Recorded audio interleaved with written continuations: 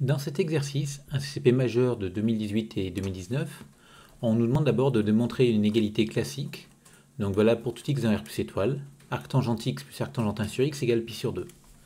Donc pour démontrer cette inégalité, il suffit de poser la fonction phi qui a x dans R plus étoile associe arctangente x plus arctangente 1 sur x. Cette fonction phi est classée infinie sur R plus étoile par opération sur les fonctions usuelles. Et quand on calcule sa dérivée, on obtient 0. Donc phi va être constante sur l'intervalle R plus étoile. Attention, la notion d'intervalle est importante ici. Si phi avait été définie sur une réunion d'intervalles, on aurait eu phi constante sur chacun des intervalles de son ensemble de définition. Or, quand on regarde phi de 1, c'est 2 arctangentes de 1, donc ça fait pi sur 2. Donc, comme phi est constante sur l'intervalle R plus étoile, pour tout x positif, on a phi de x qui vaut phi de 1, qui est égal à pi sur 2. Remarquez bien qu'ici, j'ai défini ma fonction sur R plus étoile parce qu'on me demandait de montrer l'égalité sur R plus étoile. J'aurais pu définir la même fonction aussi sur R moins étoile. Sur R moins étoile, le calcul de la dérivée est encore valable, donc ça vaut toujours 0. Et comme R moins étoile est un intervalle, on obtient aussi que phi est constante sur R moins étoile. Et quand on calcule phi en moins 1, ça fait moins pi sur 2. Et donc on obtient comme ça que pour tout x négatif, phi de x égale moins pi sur 2. Bon, ensuite on pose une fonction f qui est définie à l'aide d'une intégrale à paramètres, donc l'intégrale de 0 à pi sur 2 de arctangente de x tangente t. Donc on nous demande de démontrer qu'elle définit, impaire et continue sur R. Donc il y a différentes manières de faire les choses ici, mais j'ai choisi de faire le caractère défini et le caractère continu ensemble, à l'aide de théorème de continuité des intégrales à paramètres. On aurait pu faire autrement, en faisant dans un premier point le caractère défini, mais dans ce cas-là, si vous voulez faire ça, donc il faut démontrer que l'intégrale converge, et vu la question suivante, il faudra démontrer que la fonction qui est à l'intérieur de l'intégrale est intégrable. Donc je vous conseille de faire l'intégrabilité de cette fonction-là, comme ça vous pourrez réutiliser votre résultat à la question suivante. Donc ici, comme je l'ai dit, on va faire défini et continu en même temps. Donc pour faire ça, on va vérifier les hypothèses de notre théorème de continuité des intégrales à paramètres. Donc on pose g qui a xt appartenant à R croix 0 pi sur 2 ouvert associe arctangente de x fois tangente t. On vérifie que à x fixé, la fonction qui est à t associe g de xt est continue, donc continue par morceau sur 0 pi sur 2. On vérifie ensuite que la fonction à t fixé qui a x associe g de xt est continue sur R, par opération sur la fonction usuelle aussi. Et enfin, on vérifie l'hypothèse de domination, donc on majore g de xt en valeur absolue, c'est-à-dire arctangente de x tangente t. Et comme c'est arctangente d'un réel, en valeur absolue, ça va être plus petit que pi sur 2, parce que l'arctangente, je vous rappelle, c'est une fonction qui est bornée. La valeur absolue de l'arctangente est toujours plus petite que pi sur 2. Donc je majore par un pi sur 2, que je pose comme étant égal à phi de t. Cette fonction-là est indépendante de x, et elle est intégrable sur 0 pi sur 2, parce que c'est une fonction constante sur un intervalle borné. Donc l'hypothèse de domination est vérifiée, et on peut conclure que la fonction f, qui a x associe l'intégrale de 0 à pi sur 2 de g de x dt, est définie et continue sur R. Ensuite, pour la parité, maintenant qu'on a le caractère défini sur R, on peut, pour tout x appartenant à df égale R, vérifier que moins x appartient encore à R, et par imparité de la fonction arctangente, on obtient que f de moins x, qui est arctangente de moins x tangente t, ça va être moins arctangente de x tangente t, c'est-à-dire moins l'intégrale de l'arctangente de x tangente t, c'est-à-dire moins f de x. Donc ma fonction f est impaire. Ensuite, donc on reprend l'exercice. La suite, on nous demande maintenant de démontrer que f est de classe C1 sur R plus étoile et de calculer f' sous forme d'une intégrale. Donc là, il s'agit maintenant d'appliquer le théorème de dérivation des intégrales à paramètres. Encore une fois, pour ceux qui auront démontré l'intégrabilité à la question précédente, vous gagnerez un petit peu de temps dans cette question-là. Donc pour cette question-là, on doit démontrer que à x fixé dans R plus étoile, la fonction qui a t associe g de xt est continue par morceau et intégrable. Il faut que j'obtienne l'intégrabilité sur 0 pi sur 2. Mais je vérifie qu'à x fixé, donc cette fonction-là, admet une limite finie en 0. Donc quand t tend vers 0, ça tend vers arctangente de 0, c'est-à-dire 0. Et quand t tend vers pi sur 2, d'ailleurs c'est pas celle-ci, c'est celle-ci, quand t tend vers pi sur 2, tangente t va tendre vers plus infini, fois x, donc qui est strictement positif, ça va tendre vers plus infini. Donc arctangente de x tangente t va tendre vers pi sur 2. Donc elle est prolongeable par continuité à la fois en 0 et en pi sur 2, et du coup elle va être bien intégrable sur 0 pi sur 2 ouvert. Donc on a la première hypothèse. Maintenant à t fixé, il faut que la fonction qui a x au sujet de xt soit de classe C1 sur R plus étoile, mais là il n'y a pas de problème parce que c'est une arctangente finalement, tangente t ici c'est une constante, donc c'est arctangente lambda x. Ensuite, on doit vérifier que la fonction qui a t associe la dérivée de g par rapport à x en xt est une fonction continue par morceau sur 0 pi sur 2, donc là pas de problème. Le dénominateur ici ne s'annule pas parce que c'est 1 plus le carré d'un réel, donc c'est plus grand que 1. Et enfin, on doit majorer la valeur absolue de la dérivée de g par rapport à x, et ce pour tout xt. Alors on se rend compte ici, on est dans un cas où on a démontré la continuité sur R, et pour la dérivabilité on se place sur R plus étoile. C'est un des cas où on peut penser assez naturellement à se dire où il va y avoir un souci en 0. Alors bien sûr il ne s'agit pas de le faire de manière automatique, mais il faut bien l'avoir en tête qu'il y a quand même de fortes chances pour qu'on ait besoin de se passer sur l'intervalle AB. Et effectivement on veut essayer de majorer cette quantité-là. Et si on prend sur l'intervalle 0 puis sur 2 direct, sur l'intervalle R plus étoile directement, ce x carré tangente t carré, on pourra le minorer que par 0. Et comme on peut le minorer que par 0, eh ben on va se retrouver avec une fonction tangente t à intégrer entre 0 et pi sur 2. Et qu'est-ce qu'on va en faire? Est-ce que c'est intégrable? À voir. Donc là, on va se placer sur AB inclus dans R plus étoile. A plus tic B, on va prendre x dans l'intervalle AB. Et comme ça, on va pouvoir démontrer le caractère C1 sur AB. Mais je vous rappelle que le caractère C1, c'est une propriété locale. Et comme ce sera valable pour tout intervalle AB inclus dans R plus étoile, je vois bien le caractère C1 sur R plus étoile. Donc on prend x dans AB, et cette fois-ci, mon x carré tangente carré t, je peux le minorer par a carré tangente carré t. Et comme tangente t est positive parce qu'on est sur 0 pi sur 2, on obtient la majoration du quotient en minorant le dénominateur. Et cette fonction-là, j'appelle phi de t. Cette fonction phi, elle est continue sur 0 pi sur 2. Quand t tend vers 0, la limite, ça va faire 0. Donc elle est prolongeable par continuité en 0. En pi sur 2, ça va être équivalent à tangente t sur a carré tangente t, parce que a est non nul, et tangente t tend vers l'infini. Donc c'est-à-dire 1 sur a carré tangente t, et donc ça va tendre vers 0 aussi. Donc ma fonction phi est prolongeable par continuité en 0 et en pi sur 2, et du coup elle devient intégrable sur 0 pi sur 2 ouvert. Donc on a tout ce qu'il nous faut ici, donc on a le caractère intégrable de la fonction t, le caractère C1 de la fonction x, le caractère continu par morceau de la dérivée de g par rapport à x, en la voyant comme une fonction de la variable t, et enfin l'hypothèse de domination pour tout AB inclus dans R plus étoile.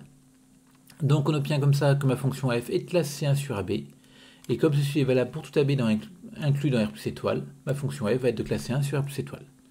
Et j'ai en outre une expression de la dérivée, f' de x, ça va être l'intégrale de d rond g sur d rond x, donc l'intégrale de cette fonction-là. Bon, derrière, on nous demande de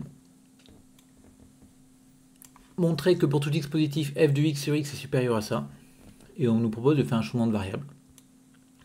Donc là, c'est une question qui est assez longue et assez pénible. Remarquez bien les bornes de l'intégrale qu'on veut obtenir à la fin, donc ça va être important. Et nous, notre but, ça va être d'essayer de faire apparaître cette intégrale-là. Donc on va tout faire pour la faire apparaître, de manière régulière, bien sûr. Donc on va commencer par regarder ce que c'est que notre f de x. F de x, c'est l'intégrale de arc tangente de x tangente t. Donc on fait notre changement de variable.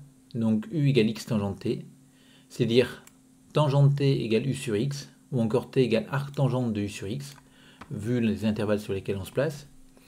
dt, donc on calcule dt sur du, donc dt est égal à ça par rapport à du. Et l'intégrale définissant f de x converge. Donc notre changement de variable, il est bijectif C1 strictement croissant. L'intégrale définissant f de x converge, je le fais directement sur l'intégrale impropre. Et j'obtiens une nouvelle écriture de f de x à l'aide d'une intégrale convergente, qui est celle-ci. Et finalement, quand je regarde f de x sur x, donc je divise par x, et j'obtiens cette nouvelle intégrale-là. Alors, on se rend compte que ça ressemble un petit peu à ce qu'on voulait à la fin, donc notamment le x2 plus u2 qui est au dénominateur. Par contre, l'intervalle ne va pas, on voulait 0,1. Donc comme on voulait 0,1, on va faire ça de manière très grossière, en disant finalement l'intégrale de 1 à plus infini, ici, eh ben, c'est l'intégrale d'une fonction positive, les bornes sont dans le bon sens, donc c'est positif. Et je vais tout simplement dire que f de x sur x, qui est intégrale de 0 à plus infini, qui est donc égale à cette somme de deux intégrales, va être plus grande que la première sur l'intervalle 0,1. Et vous voyez, par cet artifice, je me suis ramené à une minoration par une intégrale sur l'intervalle 0,1. Maintenant, par rapport à ce qu'on veut obtenir, il faudrait que j'arrive à prouver que arc tangente u est plus grand que pi sur 4u, et par positivité de l'intégrale, on pourra conclure. Donc je pose cette fonction-là, arc tangente u moins pi sur 4u, je calcule sa dérivée seconde, parce que la dérivée ne me suffit pas à conclure. Je vois que ma fonction h' est continue strictement décroissante, etc. Donc il y a un unique point où ma fonction h' va s'annuler, un certain alpha. Et elle va varier de 1 moins pi sur 4 à 1 demi moins pi sur 4. Donc un positif et un négatif.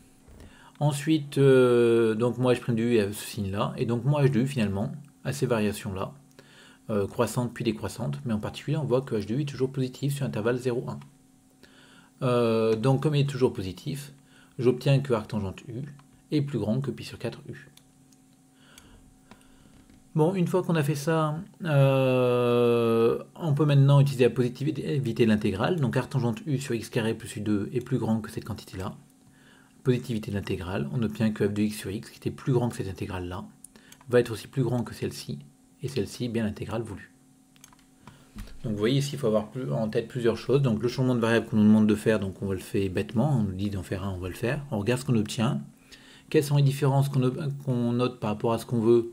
Le numérateur ne me va pas, et les bornes non plus. Donc je commence par couper l'intégrale brutalement. Et ici, je me dis, tiens, j'aimerais bien avoir ça plus grand que pi sur 4u. Et bien je démontre que c'est plus grand que pi sur 4u. Et vous voyez, finalement, tout va bien. Bon, ensuite, donc on nous demande d'en déduire que f n'est pas dérivable. Alors on se rend compte que f de 0, c'est avec l'écriture donnée dans l'énoncé arc tangente de 0 tangente t. Donc arc tangente de 0, c'est-à-dire 0. Et cette f de 0 égale 0. Donc finalement, quand je regarde mon f de x sur x, je peux aussi le voir comme étant f de x moins f de 0 sur x moins 0, c'est-à-dire le taux d'accroissement de f en 0. Et je sais que c'est plus grand que cette quantité-là. Et cette intégrale, on peut la calculer, passer de la forme u', enfin, oui, bon, grand u' sur u. Alors il manque le 2, mais je vais le faire apparaître. Et donc ça se primitive en pi sur 8, parce qu'il y a le sur 2 en plus, fois ln de grand u. Donc on obtient ça, et on remplace en 0 et en 1, et on obtient finalement cette quantité-là. Et quand je regarde cette quantité, sa limite quand x tend vers 0, donc ça tend vers ln de 1, donc ça va tendre vers 0. Là, ln de, entre guillemets, quelque chose qui tend vers 0, donc ça va tendre vers moins l'infini. Et donc globalement, ça a pour limite plus infini. Donc je viens de démontrer que le taux d'accroissement est plus grand que quelque chose qui tend vers plus infini. Donc la limite du taux d'accroissement, c'est plus infini. Et donc f n'est pas dérivable en 0. On obtient même que la courbe représentative de f aura une tangente verticale en 0.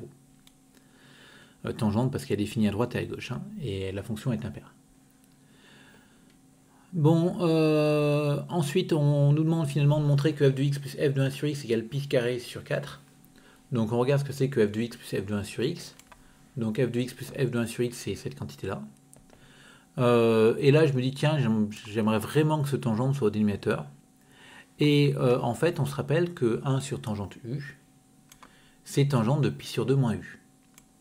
Donc je fais le changement de variable u égale pi sur, enfin t égale pi sur 2 moins u. Donc c'est un changement de variable C1 bijectif strictement décroissant.